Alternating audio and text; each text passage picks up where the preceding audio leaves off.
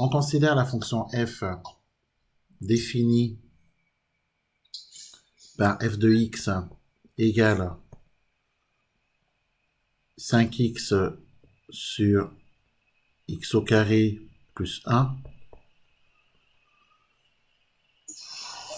C est la courbe représentative de la fonction f dans un repère orthonormal OIJ d'unité 1 cm. La question qui est posée, c'est de justifier que la fonction f est définie sur R.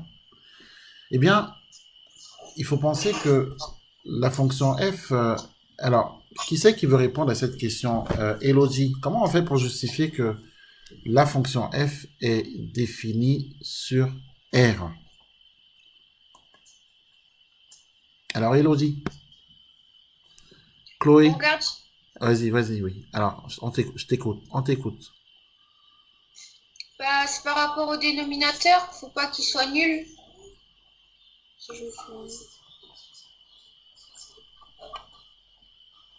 D'accord, alors qu'est-ce qu'on écrit? Comment? Très bien, c'est par rapport au dénominateur, faut pas qu'il s'annule, je suis d'accord. Donc j'écris quoi alors? X carré plus 1 différent de 0. D'accord, ensuite?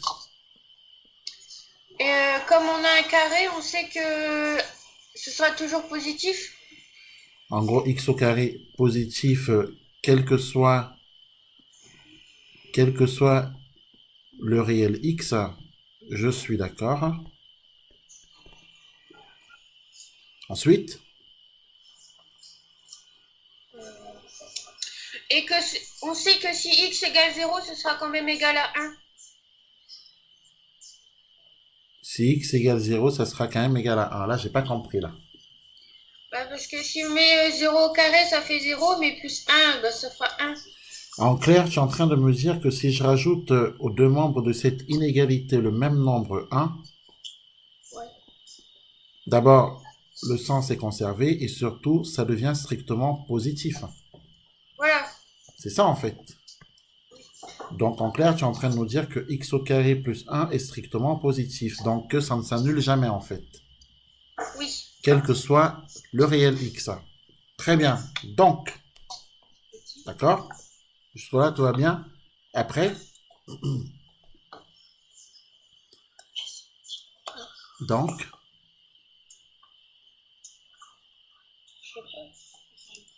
quelle est la suite? I don't know.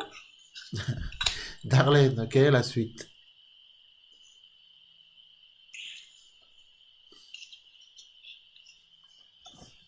Darlene, quelle est la suite ici?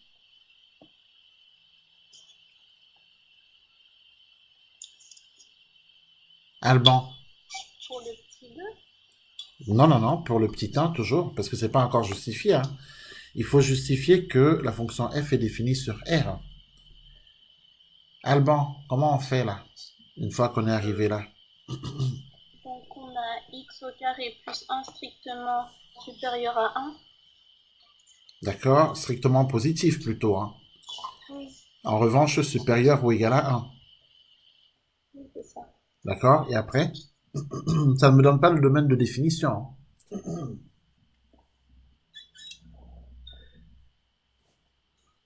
Alban. Je Comment? sais pas. Sheima.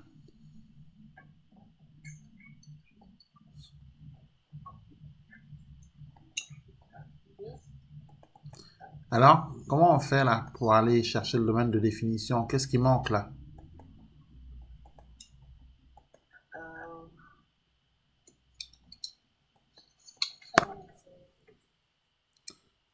Je sais pas, on a une fonction, donc on sait que la fonction x au carré plus 1 est supérieure à 0, du coup 1 sur la fonction inverse, elle change pas, donc c'est toujours le même ensemble de définition.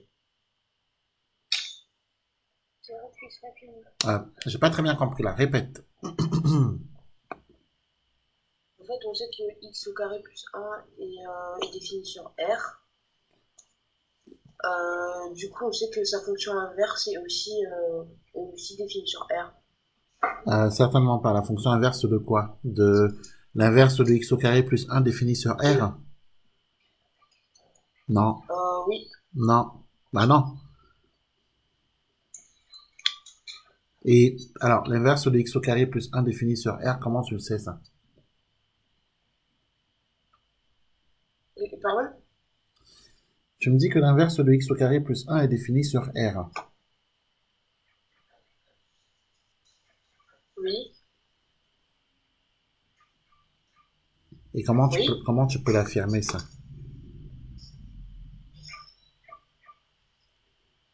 Bah, Parce que c'est juste, hein. Mais je sais pas, comment, je l'ai vu en cours en fait, donc pour moi c'est une propriété, oui, c'est c'est juste, pas quelque mais chose à prouver. alors, on va traiter cette question. Donc, il fallait déjà dans un premier temps pour répondre à cette question, dire que la fonction f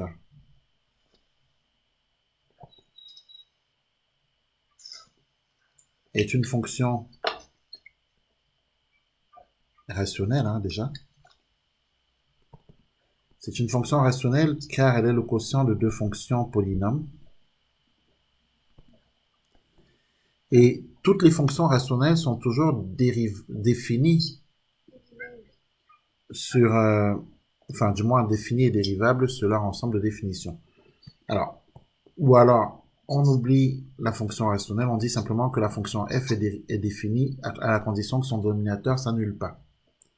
Parce que c'est une fonction de la forme a sur b. Il suffit que son dénominateur ne s'annule pas pour dire que elle est définie. D'accord?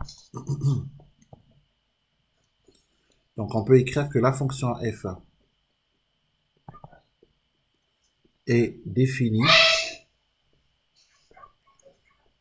à la condition suivante.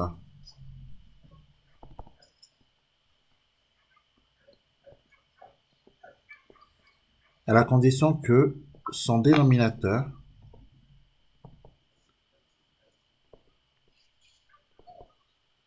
x au carré plus 1 différent de 0. Donc, il faut simplement que x au carré plus 1 soit différent de 0 pour que la fonction soit définie. Donc, toutes les valeurs de x susceptibles, toutes les valeurs de l'ensemble des nombres réels qui annulent x au carré plus 1 seront interdites pour la fonction f. Or, existe-t-il des valeurs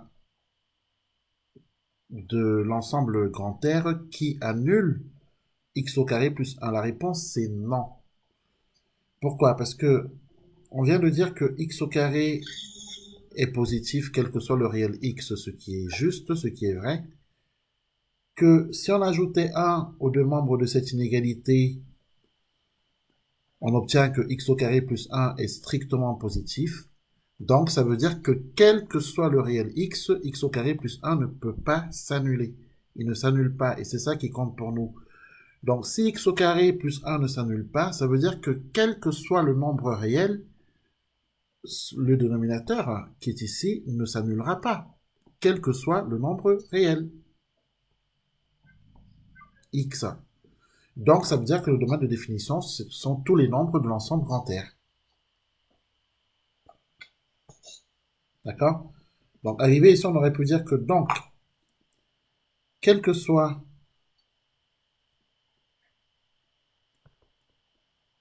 le réel x,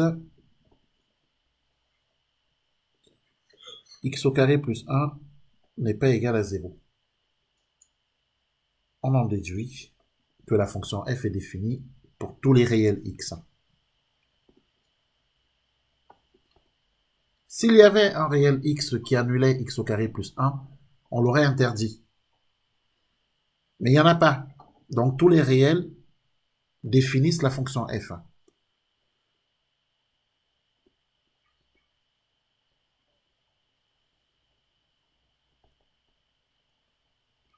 Donc est définie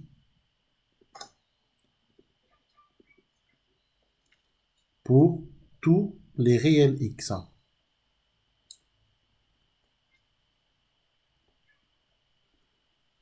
Voilà.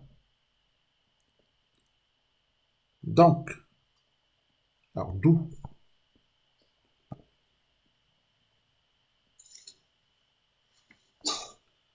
le domaine de définition de la fonction f qui est grand R.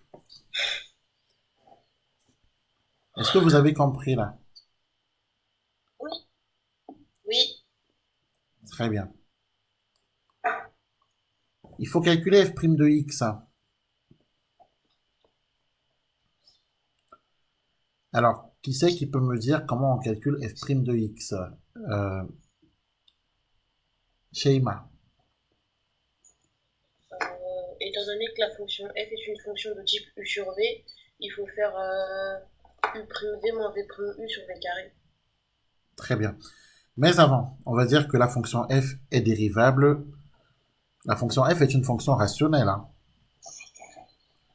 La fonction f est une fonction rationnelle puisque c'est le quotient de deux fonctions polynômes.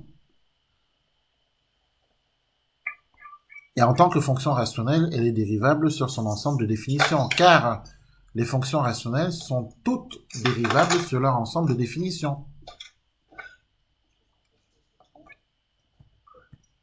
Et ça, il faut le dire.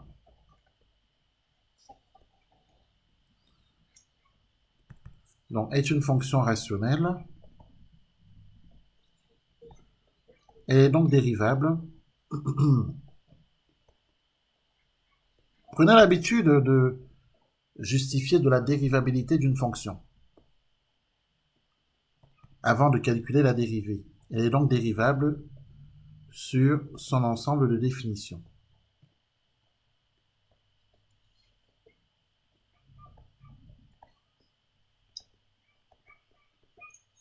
R. Voilà, maintenant, on peut calculer f' de x. On pose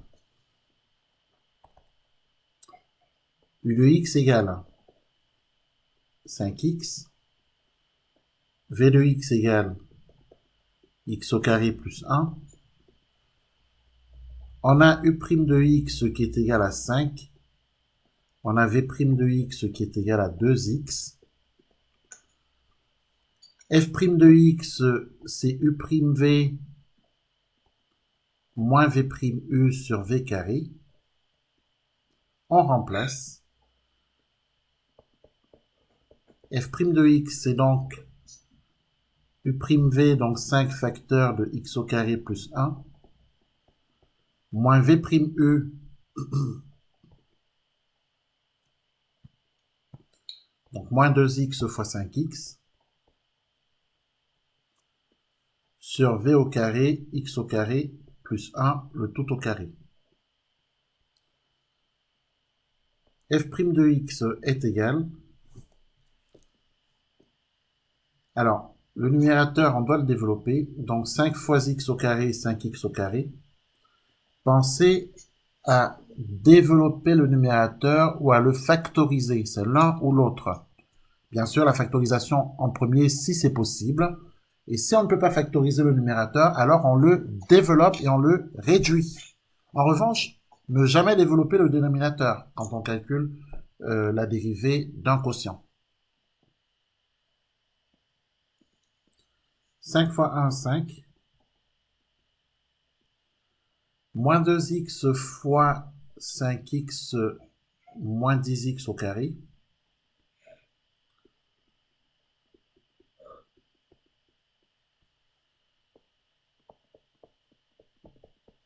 f' de x égale moins 5x au carré plus 5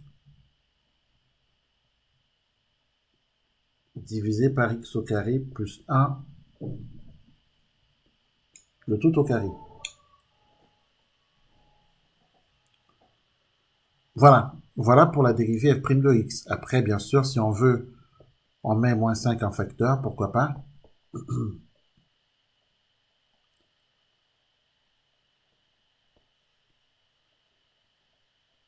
Facteur de x au carré, moins 1.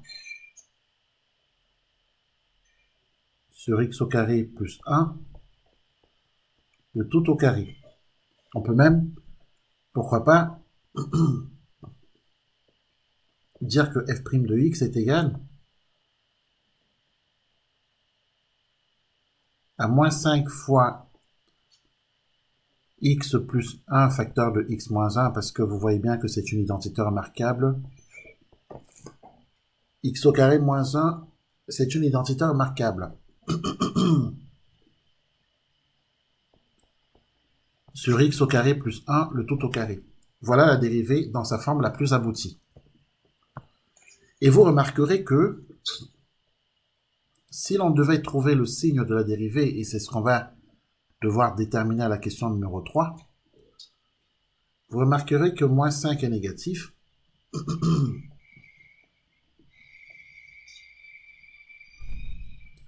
Que le dénominateur est positif. Et puis il faudra déterminer le signe de x plus 1 et le signe de x moins 1. Bon. Troisième question. Étudier le signe de f' de x.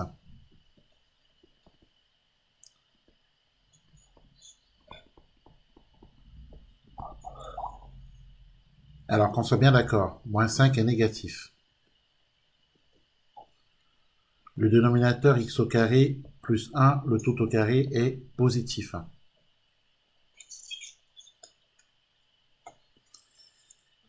Il est même strictement positif.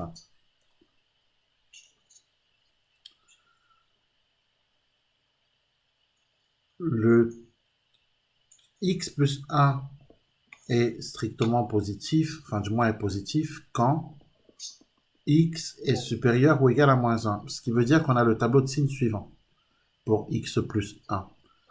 Il s'annule en moins 1, d'accord? Et quand x est plus grand que moins 1, il est positif, donc il est négatif ici. Voici le tableau de signes qu'on a. Et on a le tableau de signes suivant pour x moins 1. X moins 1 est positif quand x est supérieur ou égal à 1. Ce qui nous donne le tableau de signes suivant.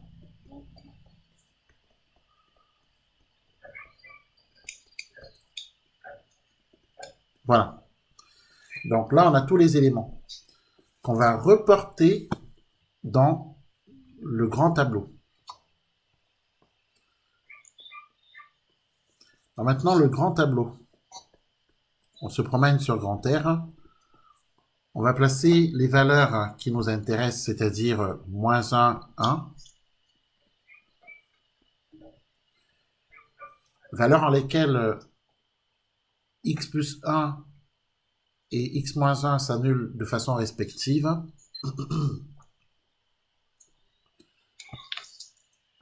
On placera ici moins 5. On placera x au carré plus 1, le tout au carré. On sait que c'est positif, on l'a expliqué déjà. Ici, on placera x plus 1. Ici, x moins 1. Et ici, f' de x. F' de x, c'est tout l'ensemble.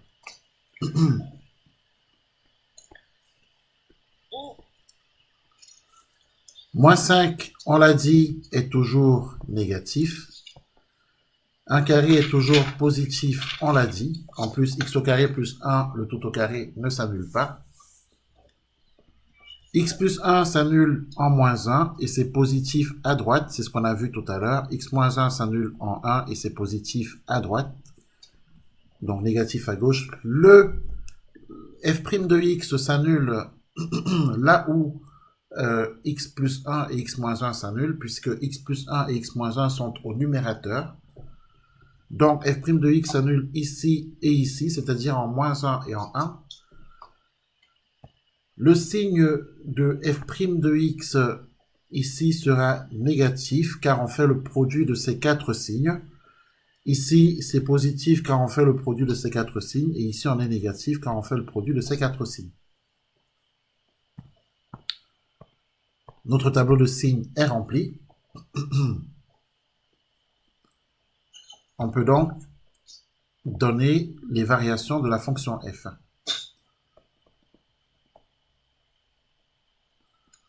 Alors, tableau de variation de f. En revanche, vous remarquerez qu'on demande le tableau de variation de f pour x appartenant à l'intervalle moins 7, 7. Hein. Donc, on ne nous demande pas de le faire sur R.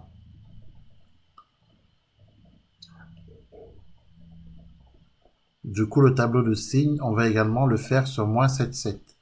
Donc, il va falloir qu'on simplifie notre tableau. Alors, moins 7, est-ce qu'on est d'accord que moins 7 se trouve quelque part par ici et 7 quelque part par ici? Donc, ça ne va pas changer grand-chose. C'est simplement que remplaçons simplement moins l'infini par moins 7. Parce que de toute façon, on est d'accord, ça ne changera rien. Et remplaçons simplement plus l'infini par plus 7.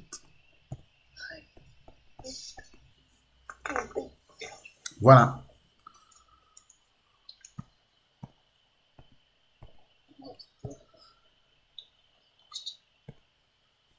Donc, le tableau de variation, ça serait celui-ci. Donc, de moins 7 à 7, en passant par moins 1 et 1. On a ici f' de x, qui s'annule en moins 1 puis en 1, qui est négatif, positif, négatif, donc les variations de f, qui seront des variations décroissantes sur cet intervalle, sur l'intervalle moins 7, moins 1, croissantes ici, et décroissantes sur cet intervalle. Donc, reste à calculer f de moins 7, f de moins 1, f de 1, et f de 7. Alors, f de moins 7. Ces calculs doivent apparaître sur votre copie. Hein. F de moins 7, c'est 5 fois moins 7. Sur moins 7, le tout au carré, plus 1. Ici, c'est 50. Ici, c'est moins 35. Moins 35 sur 50. Après, on peut simplifier. Moins 7 fois 5 et moins 5 fois 10. Hein. Ça fait moins 7 dixièmes.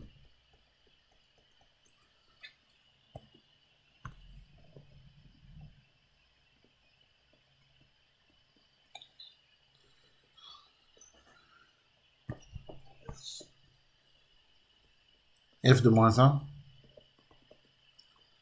5 fois moins 1. Sur moins 1, le tout au carré, plus 1. Ça fait moins 5 sur 1 plus 1, donc moins 5 demi.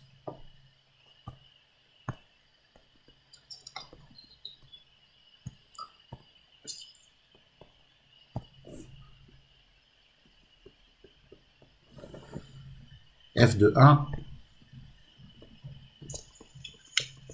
5 fois 1, sur 1 au carré, plus 1, ce qui nous fait 5 demi aussi. 5 demi.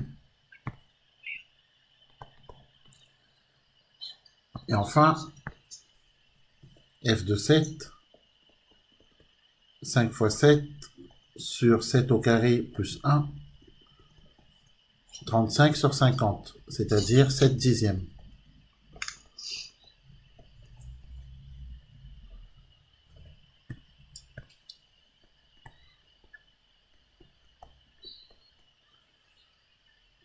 Prenez l'habitude de vérifier la cohérence du tableau de variation.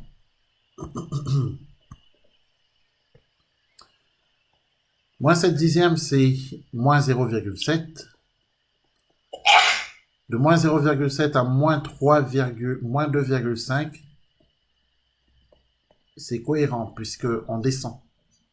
Et moins 0,7 est bien plus grand que moins 2,5. Donc, la cohérence, il y a cohérence là. De moins 5 demi à 5 demi, c'est également cohérent puisqu'on va de moins 2,5 à 2,5. Et on monte. Donc, c'est cohérent. Hein, la fonction est croissante, la courbe monte. De 2,5 à 0,7, c'est également cohérent puisque on descend. La courbe descend, la fonction est décroissante. Le tableau de variation est cohérent. Il faut toujours vérifier la cohérence parce que si jamais il y avait une erreur, souvent, le fait d'avoir vérifié ça nous permet de détecter qu'on a une erreur. Voilà.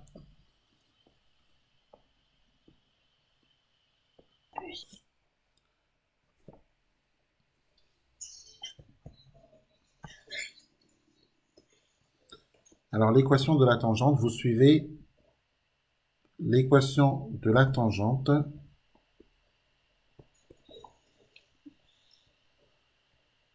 à la courbe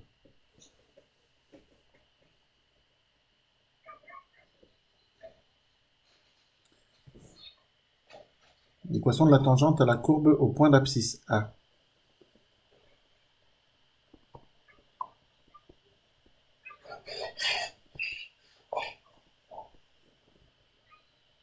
Eh bien, cette équation de tangente, elle est y égale f' de A, facteur de x moins A plus f de A. Ça, c'est au point d'abscisse A. Mais là, on nous parle de l'équation de la tangente au point d'abscisse 0. Donc, il va falloir qu'on calcule f de 0 et f' de 0. Donc, f de 0, c'est clairement égal à 0. Hein. Et f' de 0, il faut regarder f de x. Vous remplacez dans f de x x par 0 et on obtient que c'est égal à 5. Donc, du coup, l'équation de la tangente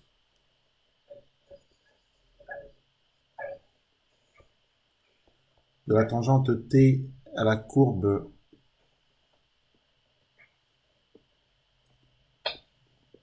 C au point d'abscisse 0, eh bien, c'est y égale f' de 0, facteur de x moins 0 plus f de 0,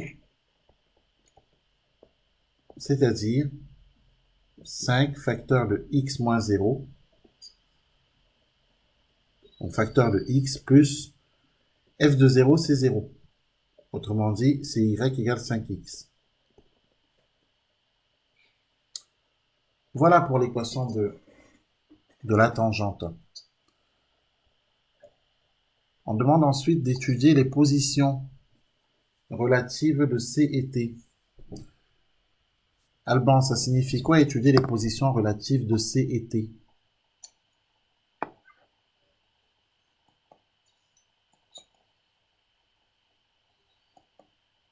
Allô, tu m'entends? Oui, oui. Alors, qu'est-ce que ça signifie d'étudier les positions relatives de C et T? C'est rechercher quoi, ça? Un point en commun. D'accord, mais c'est pour dire quoi? Léa, Oui, c'est pour dire quoi? je sais pas, j'ai pas trouvé. Qu'est-ce que ça signifie étudier les positions relatives de T et C? J'ai pas compris. Darlene, ça signifie quoi?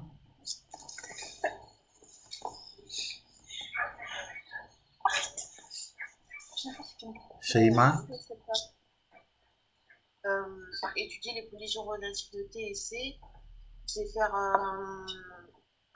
la fonction C, c'est-à-dire la fonction qui est associée à la courbe C, c'est-à-dire f de x est égal à 5x sur x au carré plus 1 moins la tangente.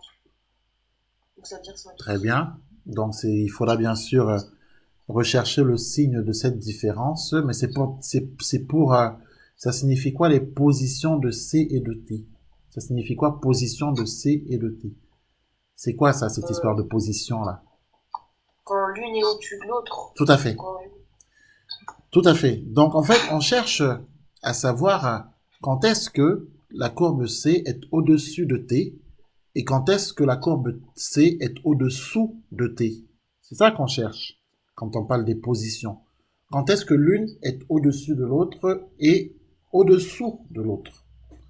Et pour étudier la position de deux courbes, on va écrire la méthode. Alors cette question, elle est souvent posée. Hein. Elle est très très souvent posée en première S et elle est énormément posée en terminale S et même le jour du bac. Donc prenez l'habitude de bien comprendre comment on traite cette question-là. Alors on va écrire la méthode.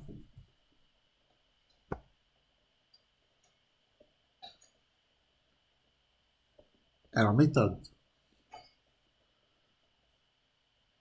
Pour étudier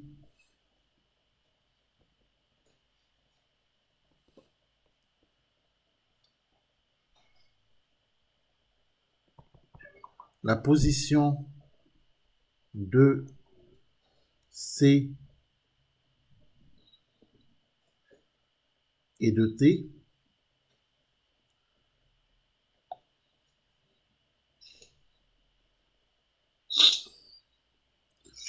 ou si vous préférez les positions relatives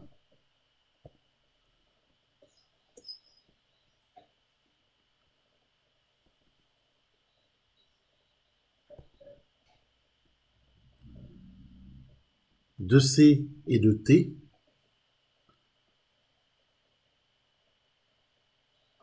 il suffira d'étudier le signe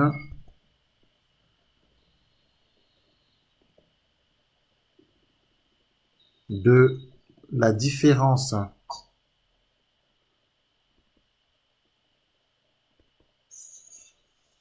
f de x moins 5x, c'est-à-dire l'équation de la tangente. Voilà pour la méthode. Il suffira d'étudier le signe de cette différence.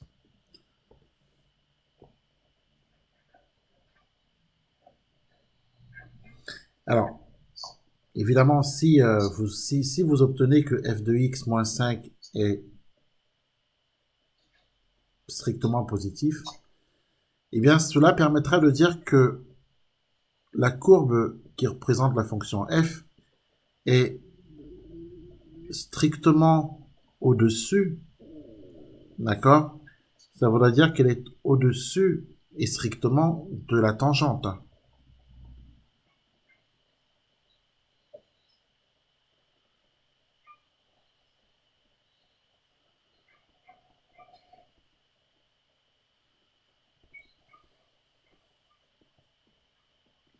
Donc c'est au-dessus et strictement de sa tangente. Si vous trouvez... Juste une petite question. Oui. C'est f de x moins 5 ou f de x moins 5x? Moins 5x, tout à fait. Merci. Si vous trouvez que f de x moins 5x est strictement négatif, alors vous pourrez écrire que C est au-dessous et strictement, d'accord, de sa tangente.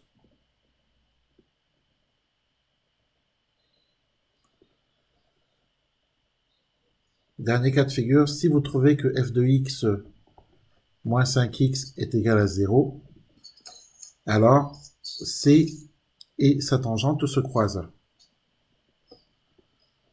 Donc C et T se croisent. Voilà. Voilà les 3 cas de figure possibles. Alors maintenant, il faut appliquer tout ça.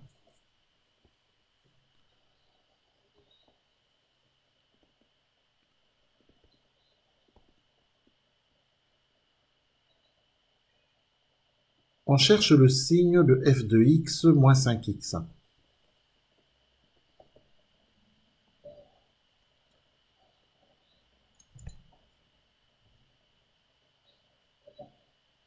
Il faut penser que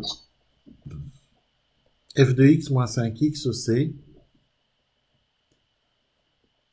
5x sur x au carré plus 1 moins 5x. On va réduire au même dénominateur.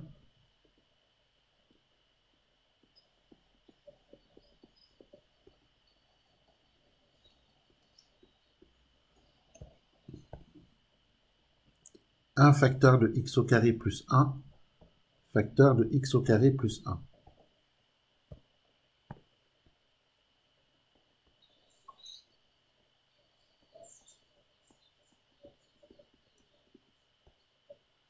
Cinq x fois x au carré, ça nous fait 5x au cube.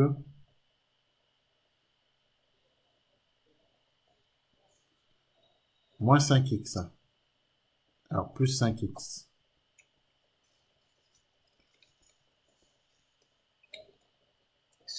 Alors, non, il ne faut pas développer en fait, parce qu'on peut mettre en facteur 5x. On peut mettre 5x en facteur, donc on va écrire plutôt ceci. D'abord, on écrit le dénominateur commun, ensuite on écrit 5x moins 5x facteur de x au carré, plus 1. Ensuite, on va factoriser le numérateur. On va mettre 5x en facteur de 1 moins x au carré moins 1.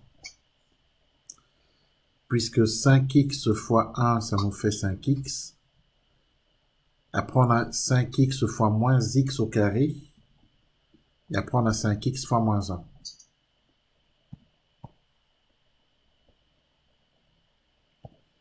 Et donc, tout ça divisé par x au carré plus 1. Ce qui nous fait 5x facteur de moins x au carré, du coup, puisque 1 moins 1, ça s'annule.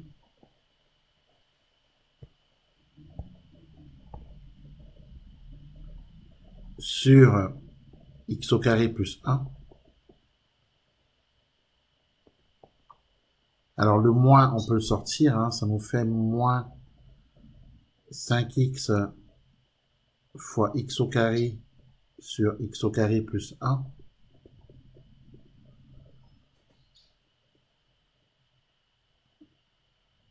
Voilà. Sachant qu'on sait que x au carré plus 1 est strictement positif, ça on le sait. Donc, f de x moins 5x sera du signe de moins 5x fois x au carré. Voilà.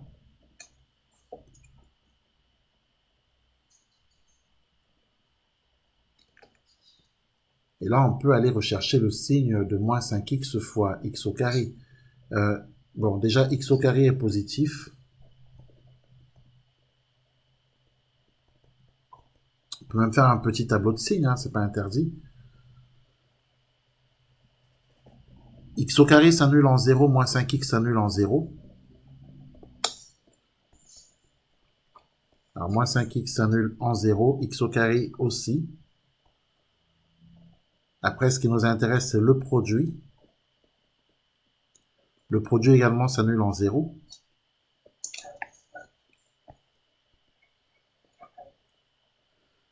Moins 5x est positif à gauche, forcément, puisque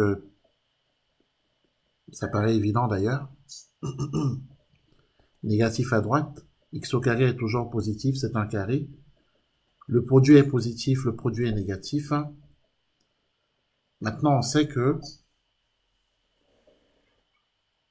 Donc, on a maintenant le signe de moins 5x fois x au carré. Et donc, du coup, on peut donner le signe de f de x moins 5x, puisque f de x moins 5x a le même signe que moins 5x fois x au carré. Et s'annule d'ailleurs là où moins 5x fois x au carré s'annule. Donc, Nous, ce qui nous intéresse, c'est cette dernière ligne, hein. C'est celle-ci qui nous intéresse. Donc, du coup, on pourra conclure ceci. On pourra dire que, d'après le tableau,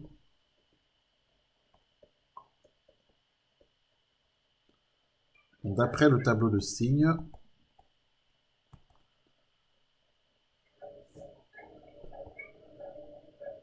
on a f de x moins 5x qui est strictement positif quand x est strictement négatif. D'accord? Pour x Oui. strictement négatif. C'est-à-dire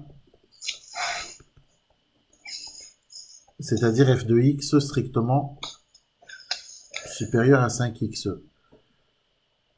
Ce qui signifie que quand x est strictement négatif, la courbe C est au-dessus de la tangente. D'autre part, on a f de x moins 5x qui est strictement négatif pour x strictement positif.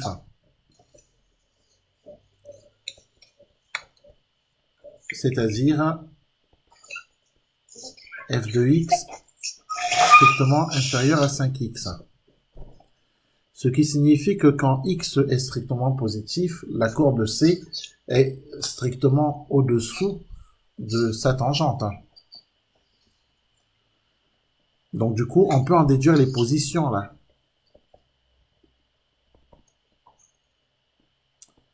Donc on en déduit que C est au-dessus de sa tangente T lorsque x est strictement négatif. Et que C est au-dessous